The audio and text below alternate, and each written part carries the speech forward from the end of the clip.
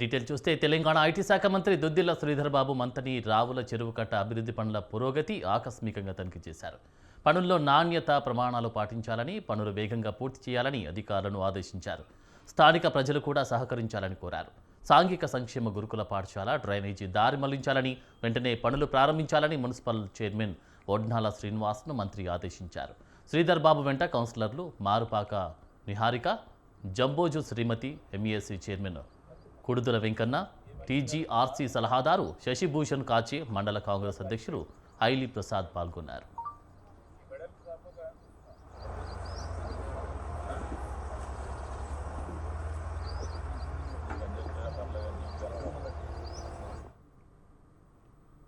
యోగా శారీరక మానసిక ఆరోగ్యానికి ఎంతో మేలు చేస్తుంది అని ప్రకాశం జిల్లా కలెక్టర్ విజయ సునీత అన్నారు. ప్రతిరోజు యోగా చేయడం ద్వారా ఆరోగ్యవంతమైన జీవనం సాధ్యమవుతుందని పేర్కొన్నారు. అంతర్జాతీయ యోగా దినోత్సవం సందర్భంగా మార్కాపురం మార్కెట్ యార్డ్లో థిమాటిక్ యోగా కార్యక్రమం నిర్వహించారు. ఈ సందర్భంగా చేసిన యోగా ప్రదర్శనలు, అవగాహన కార్యక్రమాలు ఆకట్టుకున్నాయి. యోగా ప్రాముఖ్యత గురించి నిపుణులు వివరించారు.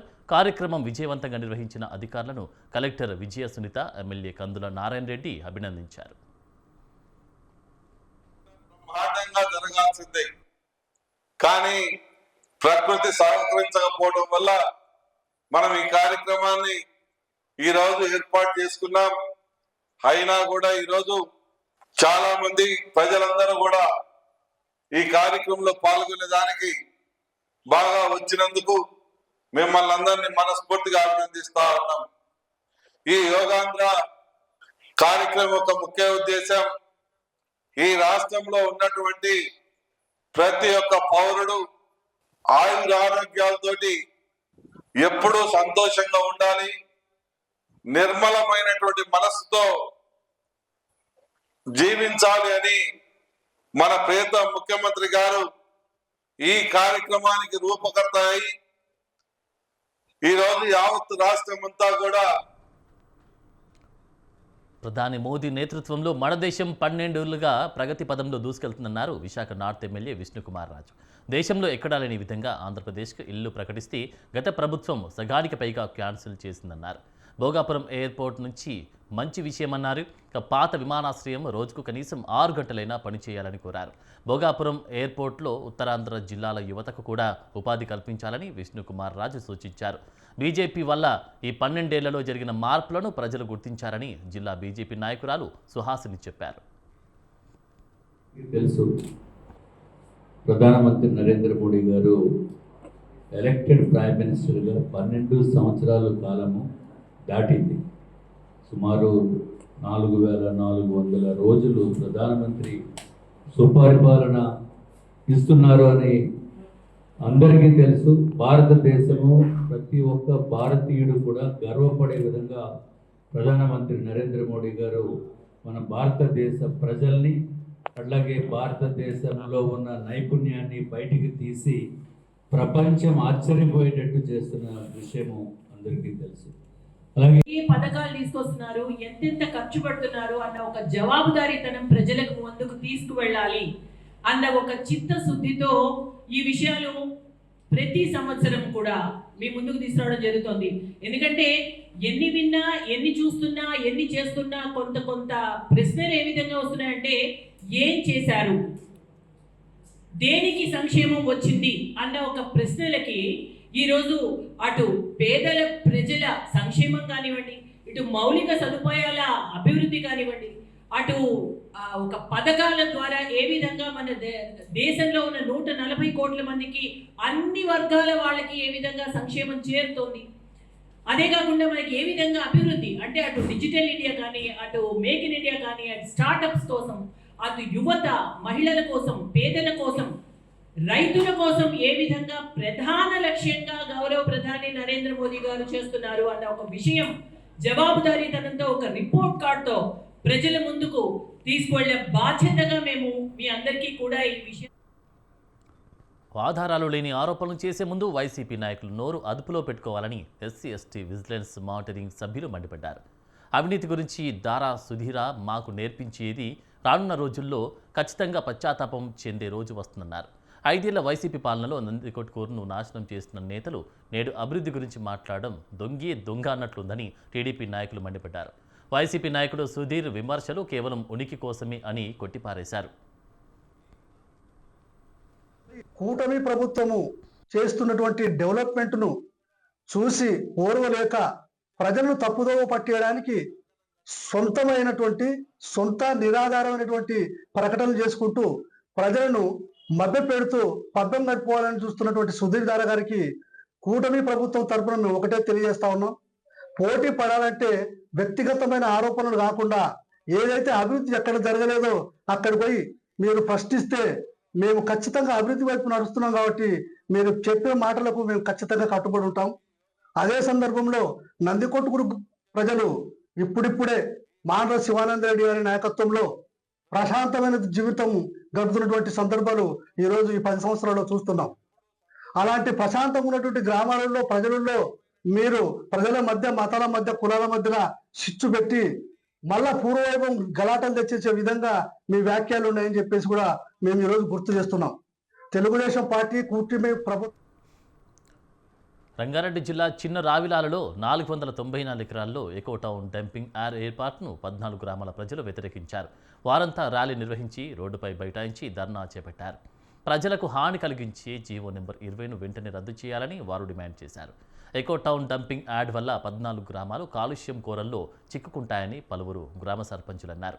వ్యవసాయం, మంచినీరు కలుషితమై పంట పొలాలు నాశనమవుతున్నాయన్నారు. ప్రభుత్వం తీసుకొచ్చిన జీవో నెంబర్ 20ని వెంటనే రద్దు చేసి తమ గ్రామాల ప్రజలను ఆదుకోవాలని సర్పంచులు డిమాండ్ చేశారు.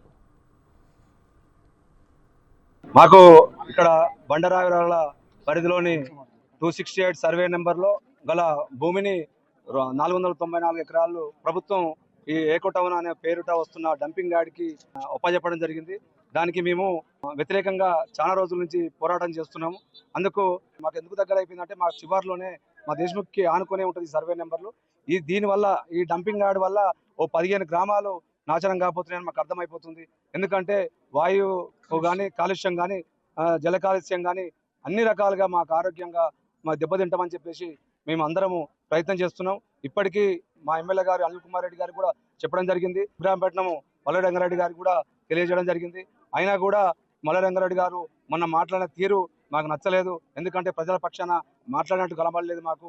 అందుకే దయచేసి మల్ల రంగారెడ్డి గారు మీకు దండం పెట్టి చెప్తున్నాం ఏంటంటే ప్రజల పక్షాన ఉండండి. ప్రజలు గెలిపిస్తేనే గెలిచారు కాబట్టి మీరు ప్రజల పక్షాన ఉండాలని కోరుతున్నాము. జీవో నెంబర్ 20 తీసుకొచ్చి ఎకో టౌన్ బండరావిల సర్వే నెంబర్ 268లో 490 ఎకరాలలో ఒక డంపింగ్ యార్డ్ ఏర్పాటు చేయాలని ఆలోచన వచ్చిన వెంటనే మా గ్రామాలన్నీ కలిపి సుమారు 15 గ్రామాలు ఏకధాటిగా వాళ్ళందరూ గ్రామ సభలు పెట్టి తీర్మానాలు చేసి ఈ ప్రాజెక్టు మాకు వద్దు అని చెప్పిన విషయం మేము ప్రభుత్వానికి తెలియజేసినాము, అధికారులకు తెలియజేసినాము, ఎమ్మెల్యేలకు ఎంపీలకు అందరూ తెలియజేసినా కూడా వాళ్ళు ఇప్పటికి కూడా ఏమాత్రం స్పందన కనబడతలేదు. అందుకే ఈరోజు మేము ప్రజలందరూ కూడా రోడ్ల మీదకి ఎక్కాల్సిన పరిస్థితి. ఈ 5 కిలోమీటర్లు, 1 కాదు 2 కాదు 5 కిలోమీటర్లు మేము నడుచుకుంటూ వచ్చినాము. త్వరలో కలెక్టరేట్ను కూడా మేము ముట్టరించబోతున్నాము. సో మేము ఎమ్మెల్యేగా కేంద్ర రాష్ట్ర ప్రభుత్వాలు సింగరేణిని జేబు సంస్థగా వాడుకుంటున్నాయని సిఐటియు అఖిల భారత అధ్యక్షులు సుదీప్ దత్తా విమర్శించారు. తద్వారా సింగరేణి మనుగడను ప్రశ్నార్థకం చేస్తున్నాయని మండిపడ్డారు. పెద్దపల్లి జిల్లా గోదావరి కన్నులో 2 రోజుల సెమినార్లో ఆయన ముఖ్య అతిథిగా పాల్గొన్నారు. బొగ్గు పరిశ్రమలు, లేబర్ కోడ్లు, 12వ వేతన ఒప్పందంపై all India coal worker federation ఆధ్వర్యంలో కార్మికులు, యూనియన్ నేతలకు దిశానిర్దేశం చేశారు. దేశంలోని బొగ్గు పరిశ్రమలు సింగరేణిలో ఉత్పత్తి, ఉత్పాదకత లక్ష్యాలు చేరుకోవడంలో విఫలమయ్యాయని సుదీప్ దత్తా ఆవేదన వ్యక్తం చేశారు. సింగరేణి బకాయిలను రేవంత్ రెడ్డి సర్కార్ చెల్లించాలని డిమాండ్ చేశారు. का मीटिंग ये रामाकुंडम में हुआ हमारे CITU के ऑल इंडिया कोल वर्कर्स फेडरेशन के। ये मीटिंग में हम पूरे देश के कोयला परिस्थिति के ऊपर में सीरियसली चर्चा किए। पूरे देश में कोल का प्रोडक्शन जिस तरीके से बढ़ रहा है, सरकारी क्षेत्र का प्रोडक्शन उस तरीके से नहीं बढ़ रहा है। कोल इंडिया भी देख लीजिएगा तो उसका प्रोडक्शन टारगेट घट रहा है, और सिंगरेनी कोलियरी भी देखिएगा तो उनका भी प्रोडक्शन जो है वो लिमिटेड है, वो बढ़ नहीं रहा है। इसका एक प्रमुख कारण ये भी है कि हमारा जो सरकारी कोल प्रोडक्शन है उसमें जिस तरीके से इन्वेस्टमेंट करना चाहिए, मेकानाइजेशन करना चाहिए, प्रोडक्टिविटी बढ़ाना चाहिए, उसमें सरकार इन्वेस्ट नहीं कर रही है। सिंगरेनी में देखेंगे तो सिंगरेनी का एक बहुत भारी मात्रा में पैसा जो है वो पावना है, रिसीवेबल है, जो सरकारी जनरेशन कंपनी, सरकारी ट्रांसमिशन कंपनी, बिजली का जो है पावर कंपनी उसके पास, पर वो पैसा भी सरकार नहीं दे रही है और वो जनरेशन ट्रांसमिशन कंपनी का पैसा पाना है डिस्ट्रीब्यूशन कंपनी के पास। उसमें जो सब्सिडी देना चाहिए। మహబూబాబాద్ 8వ వార్డు బాబునాయక్ తండా ప్రజలు హర్షం వ్యక్తం చేశారు. 2 సంవత్సరాలుగా మూసివేసి ఉన్న పాఠశాలను తిరిగి ప్రారంభించడంతో వారు ఆనందం వ్యక్తం చేస్తున్నారు. తండావాసులు జిల్లా కలెక్టర్, విద్యాశాఖ అధికారులకు వారు ధన్యవాదాలు తెలిపారు. పాఠశాల భవనం శిథిలావస్థలో ఉన్నందున దాన్ని అధునాతనంగా నిర్మించాలని తండావాసులు కోరారు. ఈ కార్యక్రమంలో వార్డు కౌన్సిలర్, గ్రామస్తులు పాల్గొన్నారు. కలెక్టర్ గారికి మరియు డిఈఓ గారికి, ఎంఈఓ గారికి నా ఒక 2024-2025 సంవత్సరంలో మా ఒక తండ 8వ వార్డు బాబునాయక్ తండలో స్కూలు వాస్తవంగా మూసివేయలేదు. ఎందుకంటే తల్లిదండ్రులు గత మహబూబాబాద్ 1 కిలోమీటర్ దూరంలో ఉంది కాబట్టి వాళ్ళు స్కూలు ఇక్కడ పంపించకుండా వాళ్ళకి అక్కడ పంపించడం జరుగుతాయి. మా గౌరవ నాయక్ గారు గిరివెల్స్లో ఒకరోజు కలెక్టర్ గారికి ఇవ్వడం జరిగింది. ఏమని కదా, మా తండలో మా స్కూలు మాకే కావాలని చెప్పి ఆలోచనతోని స్కూలు రీఓపెనింగ్ చేయాలని చెప్పి గౌరవ కలెక్టర్ గారికి విజ్ఞప్తి ఇవ్వడం జరిగింది. దాని మీదకు ఎమ్మటే కలెక్టర్ గారికి స్పందించి డిఈఓ గారికి, ఎంఈఓ గారికి ఎమ్మటే విన్నపించి 2వ రోజు ఇక్కడ స్కూల్లో విజిట్ చేయడం జరిగింది. బడి బాట జరిగింది. కాబట్టి నేను ఒకటే అనుకుంటున్నా, తల్లిదండ్రులకు ఒక పేరు మీద కోరుకుంటే బాబునాయక్ తండలో స్కూలు రీఓపెనింగ్ జరిగితే కొంచెం మంచికి మన ఊరు మహబూబాబాద్లో చిన్న వర్షానికే ప్రజలు తీవ్రంగా ఇబ్బంది పడుతున్నారు. పట్టణంలోని అండర్ బ్రిడ్జ్ రోడ్డు వాన నీటితో నిండిపోయి వాహనాల రాకపోకలు స్తంభించిపోయాయి. వాహనదారులు, పాదాచారులు ఇబ్బందులు పడ్డారు. నీరు బయటకు వెళ్లే మార్గం లేక రహదారి మడుగులా మారింది. డ్రైనేజీలు పూడిపోవడంతో వర్షపు నీరు, మురుగునీరు రోడ్లపై నిలిచిపోతుందని స్థానికులు ఆవేదన వ్యక్తం చేస్తున్నారు. అధికారులకు పలుమార్లు చెప్పినా స్పందించలేదని వాపోతున్నారు. వర్షాకాలం మొదలవడంతో కాల్వలు శుభ్రం చేసి నీరు నిల్వ కాకుండా ఉండాలని అధికారులను కోరుతున్నారు స్థానికులు. MLA doctor Murali Naik, municipal chairperson Jyoti under బ్రిడ్జిని పరిశీలించి మురుగునీరు వేగంగా బయటకు పోయేలా చర్యలు తీసుకుంటామని హామీ ఇచ్చారు. కారణంగా మహబూబాబాద్ పట్టణానికి సంబంధించినటువంటి పాత బజార్కి, కొత్త బజార్కి ఉన్నటువంటి కమ్యూనికేషన్ ఆర్యూబీ పడ్డ వర్షాలకు మొత్తం ఆర్యూబీ మొత్తం నిండిపోయింది. వాస్తవం గమనిస్తే రైల్వే సిబ్బంది కట్టినటువంటి 3rd లైన్ ఏదైతే ఉందో ఆ రైల్వే 3rd లైన్ కట్టడంతో మన ఆర్యూబీలో ఉన్నటువంటి డ్రైనేజ్ పైపును దాన్ని సీల్ చేసి అక్కడ గోడ కట్టడం జరిగింది. ఈ గోడ కట్టడంతో ఈ అనర్థం జరిగింది. ఇక్కడ ఉన్నటువంటి రాకపోకలు మొత్తం నిలిచిపోయినాయి. అదేవిధంగా రైల్వే సిబ్బందిని, ఇరిగేషన్ సిబ్బందిని, అదేవిధంగా ఆర్యూబీలో ఉన్నటువంటి మున్సిపాలిటీ సిబ్బందిని కూడా వాళ్ళందరూ అప్రమత్తం చేయడం జరిగింది. ముఖ్యంగా పెద్ద వర్షాలు పడితే ఇంక తీవ్ర ఇబ్బందులకు గురవుతాం కాబట్టి రైల్వే యాజమాన్యాన్ని కూడా ఒక రిప్రజెంటేషన్. ఇక లైఫ్ ఇన్సూరెన్స్ ఏజెంట్స్ ఫెడరేషన్ 18వ సర్వసభ్య సమావేశాన్ని సక్సెస్ చేయాలని ప్రధాన కార్యదర్శి శ్రీనివాసాచారి కోరారు. ఈ నెల 17, 18 తేదీల్లో నాగూల్లో ఈ సమావేశం జరుగుతుందని తెలిపారు. ఈ సమావేశానికి ముఖ్య అతిథులుగా కేంద్ర మంత్రి కిషన్ రెడ్డి, జోధ్పూర్ హైకోర్టు జస్టిస్ లక్ష్మణ్ వస్తారన్నారు.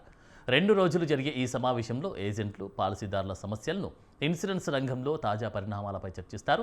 ఏజెంట్ల గ్రాట్యుటీ పెంచాలని, గ్రూప్ ఇన్సూరెన్స్ను 15 నుంచి 25 లక్షలకు పెంచాలని డిమాండ్ చేశారు. మెడిక్లెయిమ్ సౌకర్యాన్ని క్లబ్ సభ్యులకే కాకుండా ఏజెంట్లకు వర్తింపజేయాలని అన్నారు. 17, 18 తేదీలలో అఖిల భారత ఏజెంట్ల యొక్క సమావేశం యొక్క సర్వసభ్య సమావేశాన్ని 17, 18 తారీఖు నాడు నిర్వహించడం జరుగుతూ ఉంది. ఈ యొక్క సమావేశంకు భారతదేశంలోని నలుమూలల నుండి 3000 మంది ఏజెంట్లు ఈ యొక్క కార్యక్రమానికి రాబోతున్నారు. ఈ కార్యక్రమానికి ముఖ్య అతిథిగా మన union minister for coal and mines Shri G Kishan Reddy గారు, అలాగే honourable justice mister Lakshman high court Jodhpur వారు కూడా అంగీకారం తెలిపారు ఈ యొక్క ముఖ్య అతిథిగా ఈ యొక్క సమావేశానికి రావడానికి. అలాగే ఈ యొక్క సమావేశానికి అఫీషియల్స్ కూడా zonal manager, senior divisional manager Hyderabad, Secunderabad వాళ్ళు కూడా ఈ యొక్క సమావేశం రాబోతున్నారు. ఈ 2 రోజుల సమావేశంలో ఏజెంట్ల యొక్క సమస్యలను, పాలసీ హోల్డర్ల యొక్క సమస్యలను, అలాగే భారతదేశం ఇన్సూరెన్స్ రంగంలో జరుగుతున్నటువంటి పరిణామాలపై జరుగుతున్నటువంటి అభివృద్ధి గురించి సమీక్ష జరిపి, మరి పాలసీ హోల్డర్కు ఏ విధమైనటువంటి అత్యున్నతమైనటువంటి సేవలను అందించడానికి ఎలా చేయాలి, అలాగే ఇన్సూరెన్స్ ఏజెంట్ల యొక్క నైపుణ్యత పెంచడానికి, ప్రొఫెషనల్ డెవలప్ చేయడానికి ఏ విధమైనటువంటి మార్గదర్శకాలను డిజైన్ చేయాలి. అలాగే ఏజెంట్ల యొక్క సమస్యల పైన కూడా ముఖ్యంగా ఈ యొక్క ఏజెంట్ల యొక్క గ్రాట్యుటీని, గ్రూప్ ఇన్సూరెన్స్ యొక్క ఏజ్ను 69 నుండి మరియు గ్రూప్ ఇన్సూరెన్స్. కర్నూలు జిల్లా ఆలూరు నియోజకవర్గాన్ని భారీ వర్షాలు అతలాకుతలం చేస్తున్నాయి. ఎడతెరిపి లేని వర్షాలకు వాగులు వంకలు పొంగి పొర్లుతున్నాయి. అలహర్వి సమీపంలోని నడుము వంక ఉధృతంగా ప్రవహిస్తోంది. పలు ప్రాంతాల్లో రాకపోకలకు అంతరాయం ఏర్పడింది. ఆలూరు గుంతకల్ ప్రధాన రహదారిపై కల్లివంక వాగు ఉధృతంగా ప్రవహించడంతో వాహనాల రాకపోకలు నిలిచిపోయాయి. భారీగా ట్రాఫిక్ జామ్ ఏర్పడి ప్రయాణికులు ఇబ్బందులు పడ్డారు. బళ్ళారి కర్నూలు మార్గాల్లో వాహనాల రాకపోకలకు అంతరాయం ఏర్పడింది. నీటి ఉధృతి తగ్గే వరకు ఎవరు ప్రవాహాన్ని దాటవద్దని అధికారులు సూచించారు.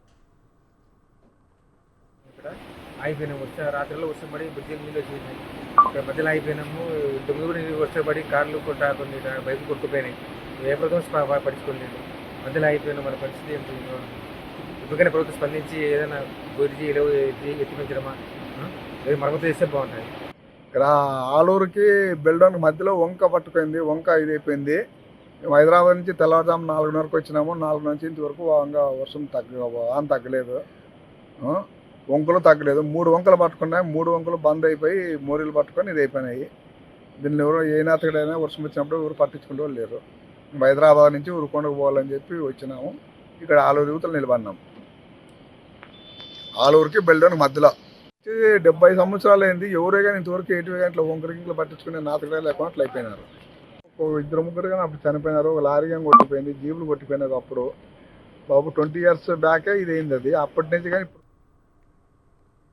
ఖమ్మం జిల్లాలోని మున్నేటి పరివాహక గ్రామాలు గంధసిరి, పెద్దమండవ నుంచి నిత్యం వందల ట్రాక్టర్లతో ఇసుక తరలిపోతుంది.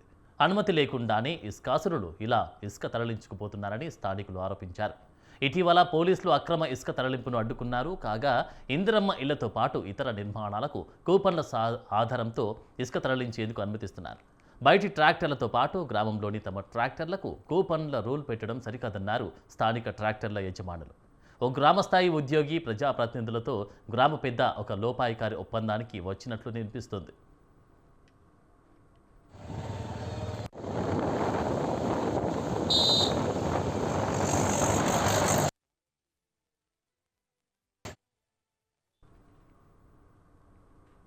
రాజేంద్రనగర్లోని అత్తాపూర్లో షాదీ ముబారక్ పథకంలో భారీ స్కామ్ జరిగింది. దొంగ పత్రాలు సృష్టించి 28 లక్షల రూపాయలు కాజేశారు. దీనికి సంబంధించి బండ్లగూడ ఆర్ఐతో పాటు 5గురిని పోలీసులు అరెస్టు చేశారు. ఈ స్కామ్లో ఆర్ఐ మెయిన్ పాత్రధారిగా తెలుస్తోంది.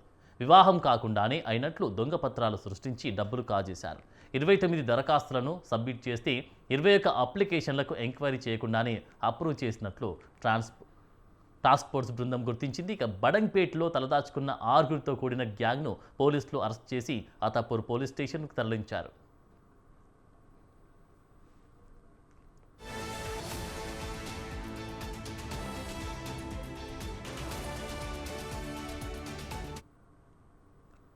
సిద్దిపేట జిల్లా కొండపాక మండలం దుద్దెడలో రాజీవ్ రహదారిపై కారు బీభత్సం సృష్టించింది. ఓవర్ స్పీడ్ కారణంగా కంట్రోల్ తప్పిన వాహనం ఇంటి ముందు కూర్చున్న 3 మహిళలపై దూసుకెళ్లింది. అనంతరం కరెంటు పోల్ను ఢీకొట్టింది. ఈ ఘటనలో 3 అక్కడికక్కడే మరణించారు. మరో 3 గాయపడ్డారు. మృతుల్లో 12 ఏళ్ల బాలిక ఉండడం అందరినీ కలిచివేసింది. కారులో ఉన్న 3కి గాయాలు తగలడంతో వారిని ఆసుపత్రికి తరలించారు.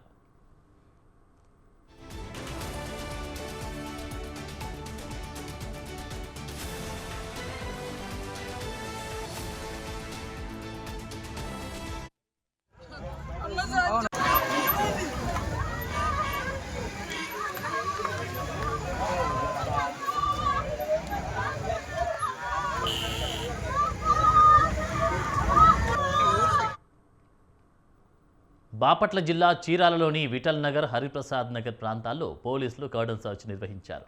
అనుమానాస్పద ఇళ్లలో 100 మంది పోలీసులతో గంటల పాటు తనిఖీలు చేపట్టారు. సరైన పత్రాలు లేని 59 బైకులు, 9 ఆటోలను సీజ్ చేసి పోలీస్ స్టేషన్కు తరలించారు. ఆ ప్రాంతంలో నివసిస్తున్న రౌడీ షీటర్లకు కౌన్సిలింగ్ ఇచ్చారు. గంజాయి, మత్తు పదార్థాలకు దూరంగా ఉండాలని చీరాల డీఎస్పీ మహమ్మద్ మోయిన్ అన్నారు. నేరరహిత సమాజంలో ప్రజలందరూ భాగస్వామ్యం కావాలని డీఎస్పీ మోయిన్ కోరారు. మన జిల్లాలో ముఖ్యంగా చీరాల పట్టణ పరిధిలో ఈ మాదక ద్రవ్యాలు సేవించకుండా అక్రమ రవాణా కాకుండా ఈ కార్డన్ అండ్ సెర్చ్ అనేది ఆపరేషన్ను బాపట్ల జిల్లా SP Shri P Umamaheshwar IPS గారి ఉత్తర్వుల మేరకు ఈరోజు చేపట్టడం జరిగింది. తెల్లవారుజామున 4:30 గంటల సమయంలో చీరాల సబ్ డివిజన్లో ఉన్న పోలీసు సిబ్బంది అంతా కూడా చీరాల 1 టౌన్ 2 టౌన్ రూరల్ సిఐలు అట్లాగే ఎస్ఐలు ఆధ్వర్యంలో దాదాపు 100 మంది బాపట్ల జిల్లా బాపట్లపేటలోని ప్యాట్సన్పేట జగనన్న కాలనీలో పోలీసులు కర్డన్ సర్చ్ నిర్వహించారు. పోలీసులు 50 మంది సిబ్బంది ఈగల్ టీం సంయుక్తంగా ప్రతి ఇంటిని పరిశీలించారని పట్టణ సీఐ రాంబాబు తెలిపారు. సరైన వాహన పత్రాలు లేని 50 బైకులు, ఆటోను సీజ్ చేసినట్టు చెప్పారు. సరైన పత్రాలు చూపిస్తే వాటిని రిజిస్టర్ చేసుకుని వాహనాలు ఇస్తామని తెలిపారు.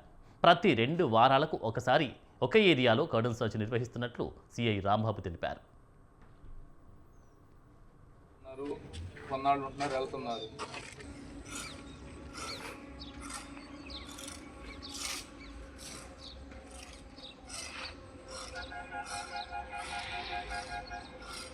వీళ్ళు ఉన్నాయని వాళ్ళే చెప్తున్నారు. సమారని వీళ్ళన్నీ కూడా